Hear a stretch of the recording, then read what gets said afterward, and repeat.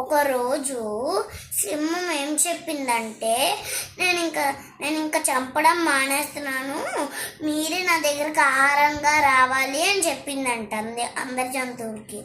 సరే అని చెప్పి ఒకరోజు ఆవు వచ్చింది, ఇంకో రోజేమో పిల్లి వచ్చింది, ఇంకో రోజేమో ర్యాబిట్ వచ్చింది, ఇంకో రోజేమో ముందు కవ్వు వచ్చింది, ఇంకో రోజు పిల్లి వచ్చింది, ఇంకో రోజేమో అన్ని జంతువులు వెళ్ళాయి. లాస్ట్కి ఏమైందంటే ర్యాబిట్ వంట వచ్చింది. ర్యాబిట్ వంట వస్తే అప్పుడు ర్యాబిట్ వెళ్ళింది. అప్పుడు ఇంకా నా వంతే అనుకొని బాధపడుతూ వెళ్ళింది. అప్పుడు దానిలో దానికి ఒక ఐడియా వచ్చింది. అలా ఐడియా వస్తే ఏమైంది, బావిలోని తొంగి చూసింది. దానికి దాని ముఖమే కనపడింది.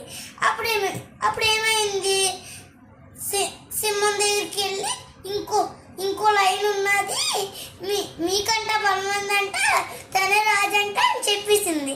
వచ్చి తన షాడని తను చూసుకుంటే తన షాడే కనిపించింది.